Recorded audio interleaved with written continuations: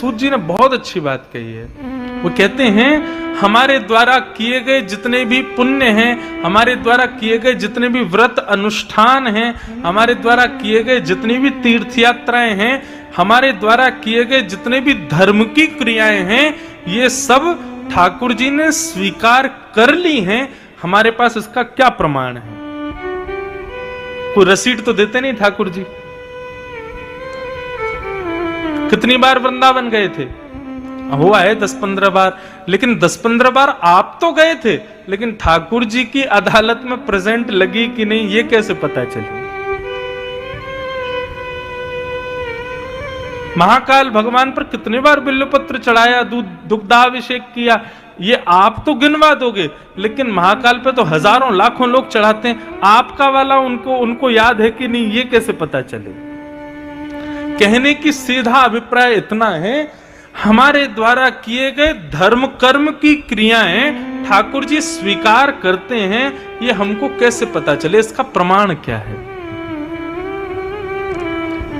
आप लोग कहोगे आप अपनी बात को मुख्यता दे रहे हो, लेकिन मेरी बात मुख्य नहीं है। यहां पर सूत जी महाराज स्वयं कहते हैं आपके द्वारा की गए धर्म अनुष्ठानों को ठाकुर जी ने स्वीकार किया। यदि ये पता करना हो तो किसी सत्संग में जाके बैठ जाना। यदि उस कथा को सुनने में, सत्संग सुनने में आपकी रुचि बन रही हो तो समझ लेना आपके द्वारा किए गए सारे कर्मों को ठाकुर जी ने स्वीकार किया।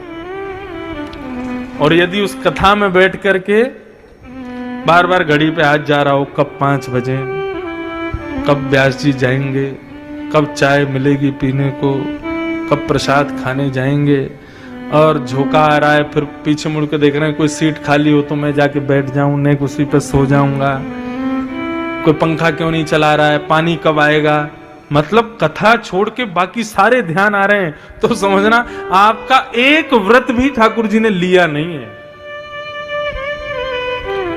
कथा में रुचि बनना ये हमारे ऊपर निर्भर नहीं करता, ये ठाकुर जी की कृपा पर निर्भर करता है। हनुमान चालीसा कितने लोगों को याद है? हाथ ऊपर करना, सबको याद है।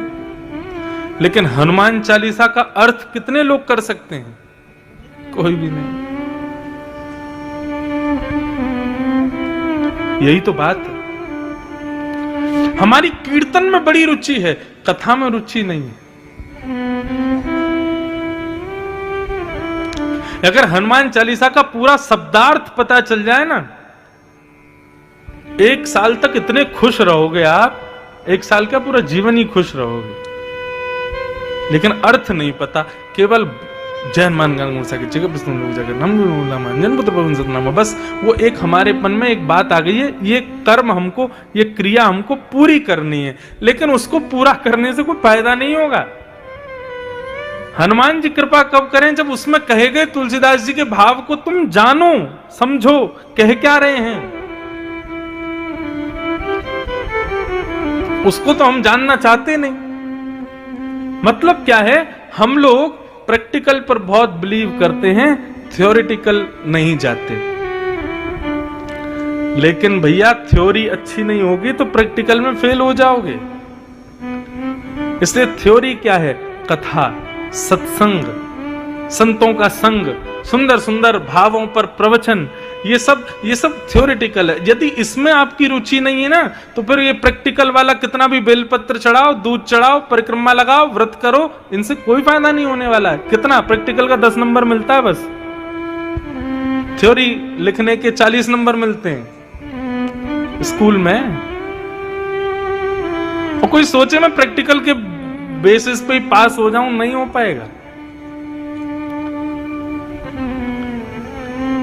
कथा में रुचि बनना, कथा में मन लगना, सत्संग में मन लगना, किसी संत को सुनने में आनंद आना, किसी वक्ता की सुनने में रुचि होना, इस बात का प्रतीक है कि ठाकुर जी हमारे द्वारा की गई सब क्रियाओं को स्वीकार करते हैं। कल श्री हरिराम व्यास जी का प्रसंग मैंने कथा में सुनाया था। वे हरिराम व्यास जी ओरछा के राजगुरु थे, और ऐसा हरिराम व्यास जी के चरित्र में आता है कि श्री हरिराम व्यास जी ऐसे एकमात्र ब्राह्मण विद्वान थे जिनके कम से कम 55 राजा शिष्य थे। साधारण नहीं थे हरिराम व्यास जी। 55 राजकुल उनके चरणों में रहते थे। ऐसे श्री हरिराम व्यास जी ने जब वृंदावन की महिमा को सुना ना, पहली बार वृंदावन गए, तो वृंदावन भी जब आ रहे थे तो 3 बैलगाड़ियों में अपने ग्रंथों को भर करके लाए। बहुत विद्वान थे, ग्रंथ पुस्तकों को भर करके लेके आए। परंतु जब वृंदावन की रसबीथियों में गए और वृंदावन के रस चंचरीकों के पास में गए तो उन्होंने क्या बताया? ठाकुर जी की सेवा से अधिक ठाकुर जी के भक्तों की सेवा को श्रेष्ठता दी। श्री हरिराम व्यास जी बहुत दिन तक यही सोचते रहे कि यहां पर ठाकुर जी से ज्यादा विशेषता ठाकुर जी के भक्तों को दी जाती है। दासानुदासो भवतास्मि भूय। ऐसा क्यों? तब श्री हित हरिवंश महाप्रभु ने श्री हरिराम व्यास जी का ये भेद हृदय का दूर किया। जब हित हरिवंश महाप्रभु से जाकर के श्री हरिराम व्यास जी ने पूछा कि हरि से ज्यादा हरि भक्तों की सेवा श्रेष्ठ क्यों है? बहुत ध्यान से सुनिएगा, यह आप सब लोगों के लिए भी है। ठाकुर जी की भक्ति तो सब कर लेते हैं, ठाकुर जी की सेवा सब कर लेते हैं, लेकिन हरि भक्तों की सेवा कोई नहीं कर पाता। हरि दासों की सेवा हमसे नहीं हो पाती। भगवान को मंदिर में जाके प्रणाम कैसे करना है सबको पता है, लेकिन हरिदासों को, संतों को, भक्तों को, वैष्णवों को प्रणाम कैसे करना चाहिए हमको नहीं पता। हित हरिवंश महाप्रभु के पास जाकर के जब हरिराम व्यास जी ने पूछा कि हरि से ज्यादा हरि भक्तों की सेवा श्रेष्ठ क्यों है, हित हरिवंश महाप्रभु ने एक शब्द में उत्तर दिया और उसी उत्तर से ही हरिराम व्यास जी सदा सर्वदा के लिए वृंदावन के हो गए। और उन्होंने क्या उत्तर दिया कि हरि की सेवा में हमारे हृदय का अभिमान दूर नहीं होता। हमारे अंदर जितने भी विकार हैं वो विकार बने रहते हैं, क्योंकि हरि की सेवा हम अपनी स्वेच्छा से करते हैं। ऐसा खिलाना, ऐसा पिलाना, ऐसे रखना, ऐसे सुलाना, ऐसा सब कुछ करना, उससे हमारे हृदय के विकार दूर नहीं हो पाते। लेकिन हरि भक्तों की सेवा से, संतों की सेवा से, कभी अपने घर पे किसी संत को बुला के देखना। ठाकुर जी को जितनी सरलता से आपने अपने मंदिर में बैठा रखा है ना, उतना ही कठिन है एक संत को घर पर उसकी पधरामनी करना, उसकी सेवा करना। हर चीज में संकोच होता है, कहां बैठाएं, कैसे बैठाएं, क्या दें, क्या ना दें, क्या पाएंगे, क्या नहीं पाएंगे, इनसे क्या पूछना चाहिए, क्या नहीं पूछना चाहिए, इतने घबरा जाते हैं लोग। तो इससे ये बात सिद्ध होती है कि हरि की सेवा से हमारे हृदय के विकार फिर भी बने रहते हैं, लेकिन हरि दासों की सेवा से विकार नष्ट होते हैं। इसलिए हरिदासों की सेवा श्रेष्ठ है।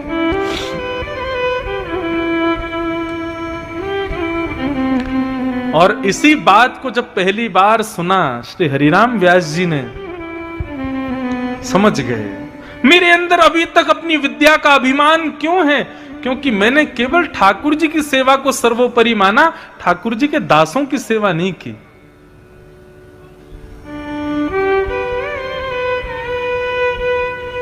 और उसी समय श्री हरिराम व्यास जी गए और अपनी तीनों बैलगाड़ियों में भर के जो वो ग्रंथ लेके गए थे सब यमुना जी में प्रवाहित कर दिया।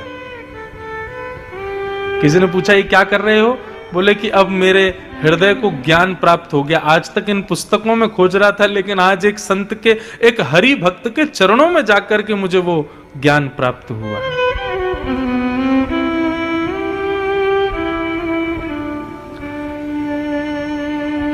ठाकुर जी की सेवा में अपराध बन जाए, ठाकुर जी क्षमा कर देंगे, लेकिन ठाकुर जी के भक्तों की सेवा में यदि अपराध बन जाता, ठाकुर जी कभी क्षमा नहीं करते। इसलिए हरिदासों की सेवा श्रेष्ठ। एक बार एक संत हरिराम व्यास जी की परीक्षा लेने के लिए आ गए और उन्होंने आकर के कहा, व्यास जी, हरिराम व्यास जी, भोग पवाइए, प्रसाद पवाइए।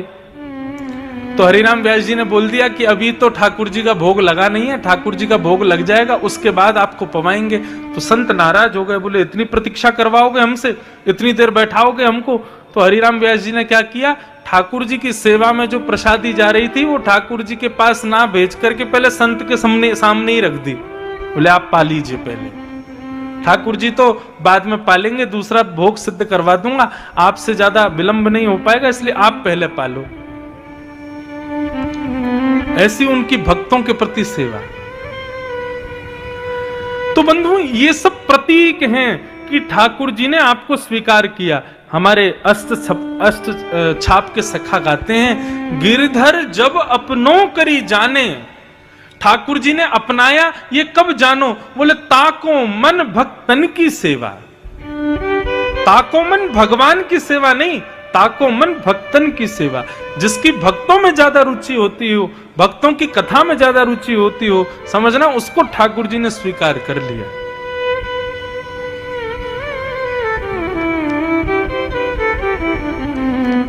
संत चरण रज सदा लुभाने, गिरधर जब अपनों करी जाने।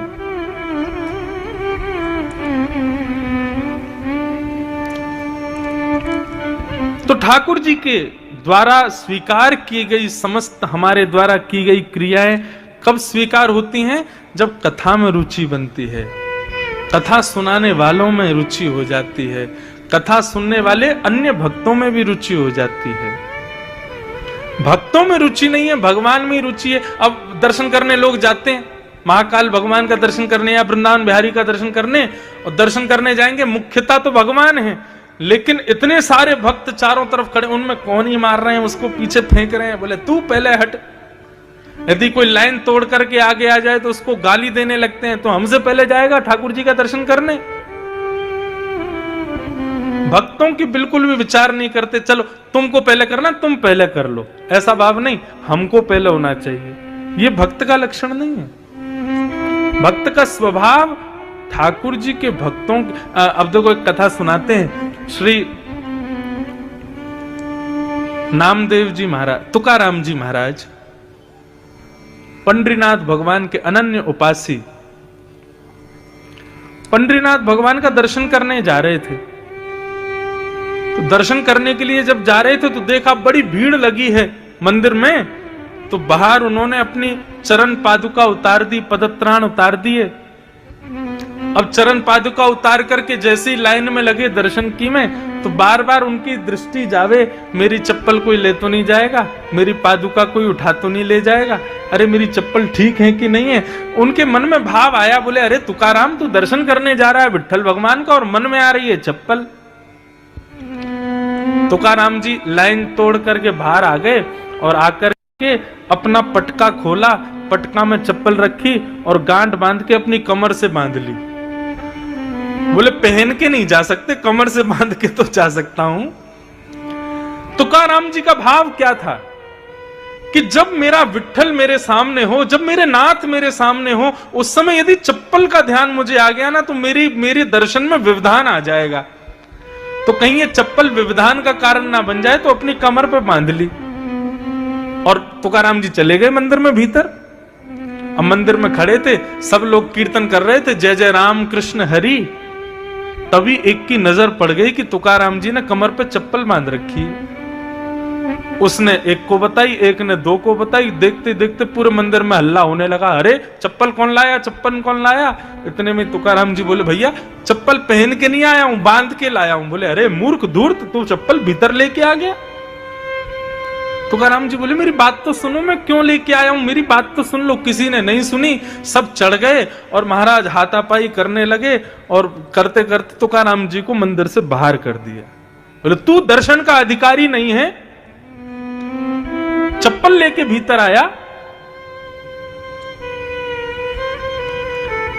तुकाराम जी मंदिर के दूसरे कोने में जाकर के बैठ गए और बैठ करके बोले हे विट्ठल, मेरा मन का भाव आपके मंदिर की मर्यादा तोड़ना नहीं था। मुझे ऐसा भी नहीं कि चप्पल के प्रति मेरी बहुत आसक्ति है, मेरा मन ही दूषित है कि मैं मंदिर में जा रहा था तो बार बार चप्पल की स्मृति हो रही थी, तो मैंने तो केवल इसलिए यह किया था कि आपका दर्शन करने जब मैं सामने आपके खड़ा हूं उस समय मेरी चप्पल का स्मृति मेरे अंदर ना आ जाए, इसलिए मैंने कमर से बांध ली थी। हे नाथ, यदि मुझसे अपराध हुआ हो तो क्षमा कर देना। हमेशा के लिए प्रतिबंध कर दिया कि आज के बाद तुम कभी विट्ठल भगवान के दर्शन नहीं कर पाओगे। तुकाराम जी रोने लगे और विट्ठल विट्ठल विट्ठल कहकर के जैसे ही रुदन किया, स्थिति ये हुई, सामने दर्शनार्थी खड़े थे, लाखों की तादाद में भीड़ खड़ी थी, लेकिन पंडरीनाथ भगवान ने अपना मुख उस तरफ मोड़ लिया जहां तुकाराम जी बैठे थे। अपना मुख ही मोड़ लिया, मंदिर का द्वार ही मोड़ दिया।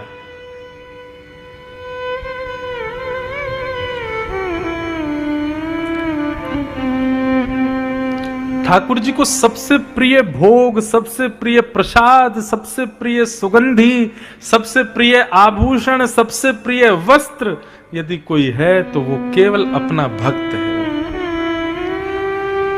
जब उनका प्रिय भक्त सन्मुख आता है ना, तो उसको देख करके ही ठाकुर जी तृप्त हो जाते हैं, मतलब मानो भोग लग गया। जब उनका भक्त अपने नेत्रों से अश्रुपात करता है, ठाकुर जी मानो उसी से स्नान कर लेते हैं। जब उनका भक्त सामने खड़ा होकर के दोनों भुजाएं ऊपर करता है, मानो उसकी भुजाओं से ठाकुर जी इत्र लगवा लेते हैं। जब उनका भक्त दंडवत प्रणाम करता है, मानो उस भक्त के सारे विकारों को ही भोग रूप में ठाकुर जी पा लेते हैं। तो भक्त ही सर्वस्व है ठाकुर जी का। यदि कोई उसका अपमान करता है, कोई उससे बैर करता है, कोई उसको दूर रखता है, तो वो कितना भी बड़ा भक्त हो, ठाकुर जी उसको स्वीकार नहीं करते।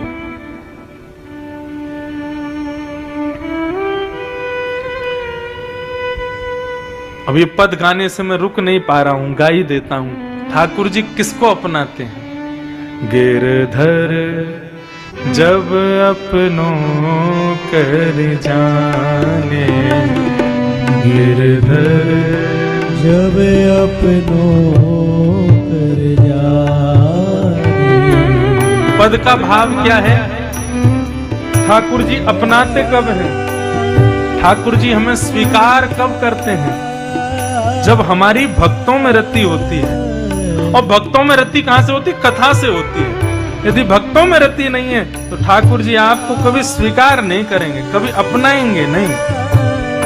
भले ही आप उनके कितने भी प्रिय भक्त क्यों ना बन जाना, कितने भी बड़े साधक क्यों ना बन जाना, लेकिन ठाकुर जी आपको कब स्वीकार करेंगे? जब आपकी रति भक्तों के प्रति हो। भक्तन में मति भक्तन में गति, हरिजन संगे हरि उर आने।